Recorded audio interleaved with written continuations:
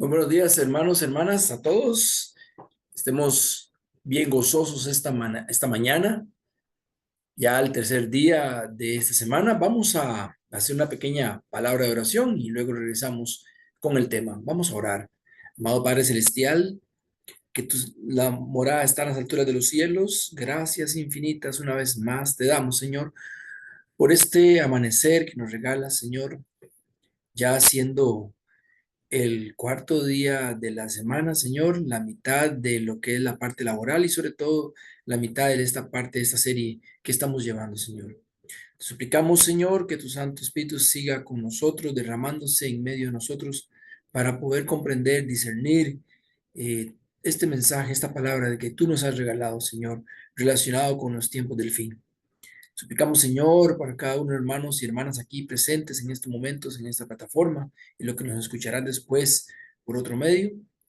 Suplicamos, Señor, también la bendición muy especial para cada uno de ellos, Señor. Quita de en medio de nosotros, de nuestra mente, cualquier problema, preocupación, cualquier angustia, Señor, que la tienes en tus manos, para poder, Señor, recibir tu palabra y poder atesorarla y poner en práctica posteriormente, Señor. Gracias, Señor, te damos. Bendice el momento en el nombre de Cristo Jesús. Amén. Muy bien, hermanos, hoy, como decíamos, estamos ya a la mitad de esta serie, esta corta serie de 5 días, eh, que le he titulado Preparados para los acontecimientos finales. Recordamos el pasaje base que estamos utilizando, que está en Mateo 24. Estamos usando el capítulo 24 para desarrollar este estudio. Pero en el verso 32 y 33 nos dice, de la higuera aprended la parábola. Cuando ya su rama está tierna y brotan las hojas, sabéis que el verano está cerca. Así también vosotros, cuando veáis todas estas cosas, conoced que está cerca a las puertas. Bien sabemos, hermanos y hermanas, que la venida del Señor es inminente y está muy cerca, cada día más cerca. Lo vemos con los acontecimientos que nos suceden alrededor. Hemos venido hablando en el primer día sobre las señales, sobre no dejarnos engañar, sobre tampoco turbarnos, Señor, en medio de esta situación, ¿verdad, hermanos? En el segundo día vimos lo que es la persecución, los falsos profetas, que debemos estar atentos, prestos para saber y reconocer aquellos falsos profetas, aquellos que vienen, aquellos lobos vestidos de piel de oveja. Bien, el día de hoy vamos a tratar el tema sobre la gran tribulación. No vamos a ahondar mucho, no tenemos el tiempo suficiente para ahondar, así que siempre hemos estado haciendo una pincelada general del capítulo 24. Esta vez nos vamos a los versos del 15 al 22, del 15 al 22, sobre el tema de la gran tribulación. Acá vemos entonces también lo que es las pruebas. Las pruebas, dice en el verso 15, empezando. Por tanto, cuando veáis en el lugar santo la abominación desoladora de la que habló el profeta Daniel, el que lee entienda, entonces los que están en Judea huyan a los montes. Y ahí dice una serie de lugares de qué estar. Y luego hay una parte que dice, orad pues. eh, bueno, eso lo vemos en el siguiente bloque, pero dice, pero hay de las que están en cinta y de las que crían en aquellos días. La abominación desoladora. El comentario bíblico adventista nos dice en este pasaje que las palabras griegas de este texto son similares a las que se emplean en Daniel. En la versión de la Septuaginta dice eso al respecto, sobre todo en la relación de un libro que es apócrifo. Entre los judíos con frecuencia se denominaba abominación a un ídolo o algún otro símbolo pagano. Eso lo podemos ver en un par de citas en Primera de Reyes 11 y en Segunda de Reyes 23. O también alguna cosa que resultaba ofensiva desde el punto de vista religioso. El pasaje paralelo de sería Lucas en el capítulo 21, verso 20, dice, pero cuando viereis a Jerusalén rodeada de ejércitos, sabed entonces que su destrucción ha llegado. Esta versión de Lucas lo dice más claramente que la que acabamos de leer de Mateo. Sigue diciendo, el acontecimiento predicho aquí es evidentemente la destrucción de Jerusalén, llevada a cabo por los romanos en el año 70 después de Cristo, cuando se instalaron los símbolos de la Roma pagana dentro del predio del templo, cuando se suprimió la rebelión judía de Barcoquebas en el año 135 después de Cristo. Los romanos erigieron un templo a Júpiter Capitolio en el sitio del antiguo templo judío y se les prohibió a los judíos, so pena de muerte, entrar en la ciudad de Jerusalén. Esta es la información que nos brinda el comentario bíblico adventista acerca de esto ¿cómo se llama? Abominación desoladora. Dice también el verso que acabamos de leer, que el que lee entienda. Y es que, hermanos, debemos de leer con entendimiento. Muchas veces leemos y que pasamos por encima, leemos el capítulo 24 de Mateo y, ay, sí, todo esto, y seguimos leyendo y pasamos al 25 y ahí seguimos. Pero tenemos que leer con entendimiento cada porción de la Biblia. Y obviamente el Espíritu Santo nos brinda ese entendimiento, esa sabiduría. ¿Cuál fue el inspirador?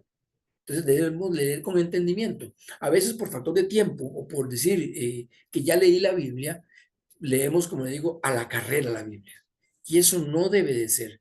Tenemos que leer pausadamente, entendiendo todo lo que nos dice la palabra del Señor. Recordemos que la Biblia misma se interpreta a sí misma. Entonces hay que leer el contexto anterior y el posterior y otras citas bíblicas. A veces las Biblias tienen un margen, lo que se llama una concordancia. Eso nos ayuda muchísimo. Debemos leer entonces con entendimiento, pidiéndole al Espíritu Santo que nos mande luz a través de su palabra para comprenderla y pedirle sabiduría y que quede en nuestro corazón. Porque nada hacemos con tenerlo solamente en la mente, sino tenemos en el corazón para poder decir, en el momento es oportuno saber cómo decir las cosas. Y solo así veremos que cuando se nos presente la oportunidad que estamos hablando de compartir el mensaje de salvación, seremos testigos de cómo el Señor pondrá en nuestra mente y nuestra boca palabras de vida eterna. Entre más leamos la Biblia, entre más nos metamos en la palabra del Señor cada día, porque es un ejercicio que debemos hacerlo cada día. Todos nos alimentamos materialmente todos los días, pues espiritualmente tenemos que alimentarnos de la palabra de Dios todos los días también. Y vamos a ver, conforme usted va leyendo y estudiando la palabra de Dios, cómo su mente y su espíritu por dentro va cambiando y va a haber una transformación en nuestras vidas. Y así también cuando no tenemos la oportunidad de conversar con alguien, ya sabemos, el Señor nos trae a memoria lo que hemos leído, pero no podrá traer de memoria lo que no hemos leído. Bien, otro punto, podemos entender que así como sucedió en el año 70 después de Cristo, cuando el general romano Cestio Galo fue el que rodeó la ciudad y luego bajo el mando del emperador Tito Vespasiano, tomó por asalto el templo de Jerusalén, imponiendo así el poder civil sobre el religioso. Nos espera también entonces a nosotros otra abominación que la conocemos como ¿cuál? La ley dominical, correcto. La cual consiste en decretar universalmente o globalmente el primer día de la semana como el falso día de reposo a través del poder civil en la Corte Suprema de Justicia, ley que tendrá su origen en los Estados Unidos, como bien lo sabemos, y posteriormente tendrá un carácter general, global, a nivel mundial. Así que primeramente será en los Estados Unidos que se dará ese decreto. ¿Por qué?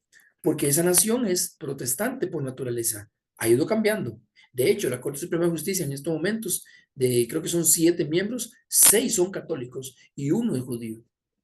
Así que se ha ido perdiendo la identidad en Estados Unidos al respecto y hay mucho sincretismo y hay mucho desorden a nivel religioso. Todo se permite y más allá de las cosas. Entonces, vamos a ver que cuando en Estados Unidos se decrete eso, va poco a poco a nivel mundial, porque la herida, ellos van a sanar la herida de la bestia y entonces al final la bestia es la que va a tener dominio sobre el mundo y va a decir, esto se hace a todo el mundo y vamos a ser obligados a guardar el domingo, el primer día de la semana, como el falso día de reposo. Ya se vive, pero no es legal, o sea, no hay una connotación legal obligatoria en estos momentos. Tal cual como, por ejemplo, nos recuerda perfectamente Daniel, ¿sí? Por eso que el mismo Señor Jesucristo habla mucho sobre el profeta Daniel. Recordemos los momentos en que Daniel y sus amigos tuvieron que, eh, se vieron presionados para adorar la estatua o adorar al emperador que había en ese momento, el rey. Y ellos se negaron. Y unos fueron pasados al fuego, en el horno de fuego, que fueron salvados por el Señor Jesucristo. Y el otro, Daniel, fue metido al foso de los leones y el mismo Jesucristo fue el que lo rescató también. Así que tenemos que entender que va a haber presión para que eh, nos obliguen a guardar ese falso día de reposo. Pero si no estamos con el Señor, si no estamos metidos en las profecías, si no estamos atentos a las señales y todo esto, y a ir aprendiendo cada día, va a llegar ese momento y va a ser normal para muchos, incluyendo adventistas, que van a decir, bueno, es que el Señor sabe que yo no tengo trabajo y que el trabajo que tengo, pues tengo que trabajar sábado y el patrón me obliga a guardar el domingo y yo tengo que obedecer. Se inclina, se está inclinando a adorar ese falso día de reposo. Así que tenemos que pedirle mucho al Señor por fortaleza en ese sentido, pero también tenemos que poner de nuestra parte e ir aprendiendo cada día más. También en el verso 20 y 21 dice, orad pues que vuestra huida no sea en invierno ni en sábado, porque habrá entonces gran tribulación, la cual no ha habido desde el principio del mundo hasta ahora, ni la habrá. Esto es lo que se denomina la gran tribulación, aquí lo mismo lo dice, porque habrá entonces gran tribulación. Ahora, en el verso 9, habíamos leído donde dice, eh, entonces os entregarán a tribulación. Entonces hay un periodo de tribulación y hay un periodo de gran tribulación. Jesús hace la diferencia en todo el marco en que estamos estudiando este capítulo 24 de Mateo. Entonces tenemos que esto de pronto nos suena como a derrota o hasta preguntarnos, ¿por qué debemos de huir si se supone que el Señor nos ha de proteger? Exactamente. Eso mismo es, el Señor nos protege. Pues lo que se dio en la toma de Jerusalén en el año 70, donde un remanente de fieles cristianos logró escapar del asedio en que Galo los tenía, pero la mano de Dios se manifestó en ese momento haciendo replegar las fuerzas militares que estaban asediando Jerusalén. Y en ese preciso momento es cuando este remanente aprovechó para huir y refugiarse en las montañas, previo, incluso esto sucedió previo a la celebración de la Pascua. Lo mismo sucederá cuando se decrete la ley dominical, momento para huir hacia el campo. Y aquí les digo algo, no es antes, es en ese momento en que debemos huir. Y dice que no sea en invierno ni en sábado, porque bien sabemos que el sábado es el día del Señor y debemos darnos a Él. Cuando han atacado, antes atacaban pues a la nación judía, al pueblo de Israel, los enemigos lo hacían en sábado porque sabían que ellos estaban guardando el sábado. Así que por eso Jesucristo mismo dice que no sea en sábado. Esto sucedió en esa época, en el año 70, antes de la Pascua. Y dice también, como nunca ha habido, desde el principio del mundo hasta ahora. El comentario bíblico adventista nos dice, según informa Flavio Josefo, que era un historiador judío, Tito, comandante de los ejércitos romanos, confesó que ni sus ejércitos ni sus máquinas de guerra podrían haber abierto una brecha en los muros de Jerusalén si Dios mismo no lo hubiera querido. Eso lo dijo Tito y lo registra Flavio Josefo. Reconoce que solo Dios pudo haber hecho eso, porque ellos ya estaban listos para atacar y destruir toda Jerusalén. Pero hubo un repliegue y una brecha, una ventana, y ahí donde aprovecharon para escaparse. La tenaz defensa de la ciudad enfureció de tal modo a los soldados romanos que cuando finalmente pudieron entrar en la ciudad, su afán de vengarse no tuvo límites. Y eso fue una matanza, pero impresionante, que eran ríos de sangre y los mismos soldados caminaban sobre los cadáveres, nos dice en el conflicto de los siglos. Debemos entender que la gran tribulación ha de caer sobre los impíos, no sobre los creyentes, los cuales estaremos protegidos por la mano del Señor, la cual sucedió, tal cual sucedió también, por ejemplo, en Egipto con las plagas y finalmente con la muerte de los primogénitos, que no, el pueblo del Señor no sufrió ese daño, así como la destrucción del templo de Jerusalén. 200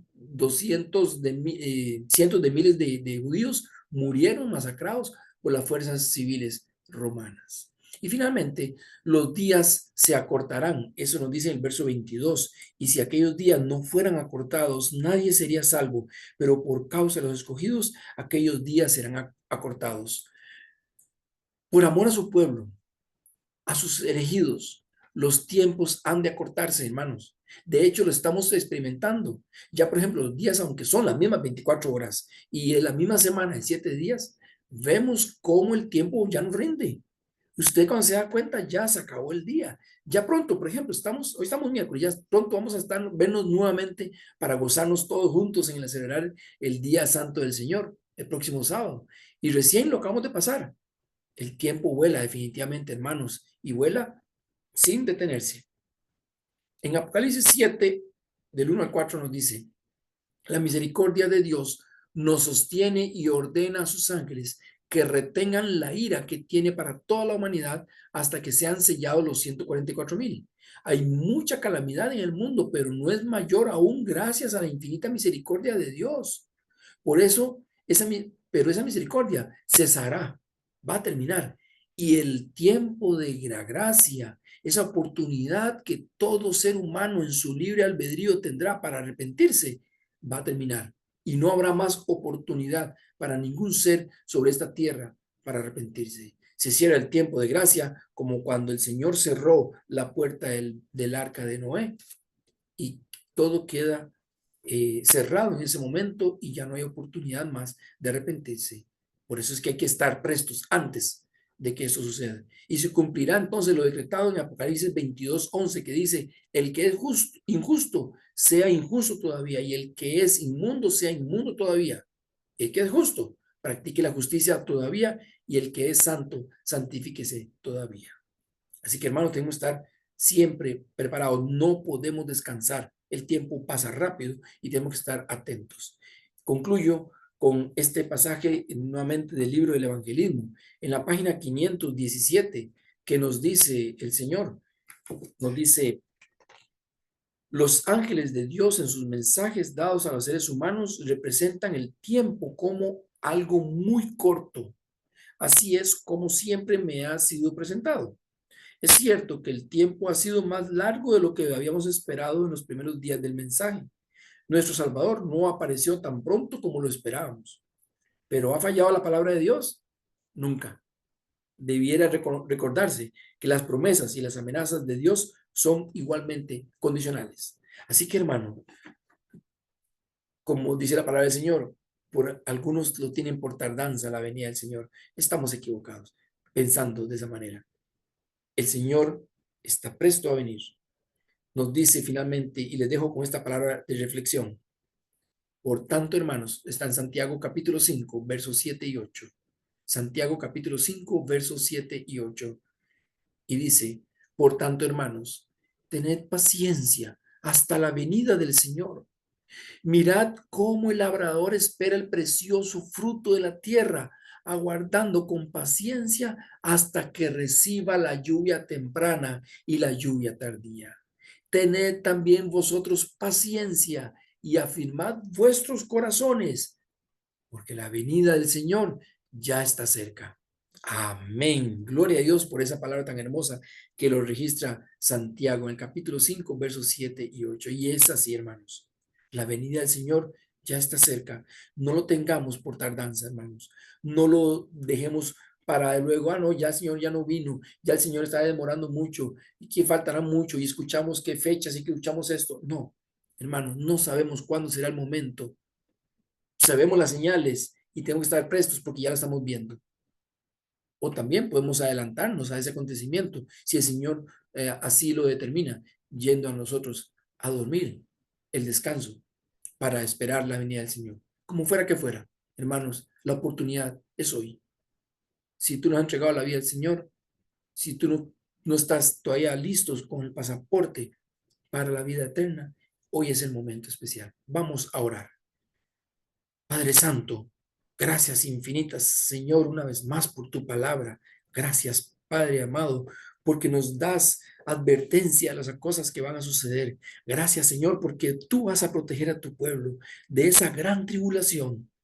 Pero, Señor, hay mucha gente que no conoce de ti. Y es nuestro deber, porque así tú lo has designado en la Gran Comisión, que tenemos que ir a predicar a toda tribu, lengua, pueblo y nación. Es nuestro deber cumplir con el mensaje de los tres ángeles, Señor. Te suplicamos, Señor, que tu pueblo, que tu iglesia, Señor, despierte en ella ese deseo ardiente por las almas perdidas que están en estos momentos viviendo una vida impía, Señor. Es el momento ahora, Señor, mientras están con vida, poder llevarles tu palabra, Señor. Danos esa fuerza para compartir tu mensaje de salvación, Señor, porque ya después de muertos sabemos que no hay nada que hacer. Señor, anhelamos y deseamos la pronta venida de tu Hijo Jesucristo, que viene por su pueblo. La anhelamos. Ven, Señor Jesús. Es nuestro grito, Padre. Gracias, Señor, por tu Santo Espíritu que está en medio de nosotros, porque nos está ayudando a entender tu palabra, porque nos está ayudando a cuál es la ruta a seguir, el camino que es Cristo Jesús. Gracias, Padre amado. Y bendice a cada hermano, hermana, amigo o amiga que está escuchando y está conectado en estos momentos. Señor, que este día sea un día muy especial para llevar ese mensaje de salvación, de que la venida de tu Hijo Jesucristo está a las puertas y Él no tarda. Gracias, Padre amado. Te damos. Y hemos orado así en el nombre de Cristo Jesús, Señor nuestro. Amén.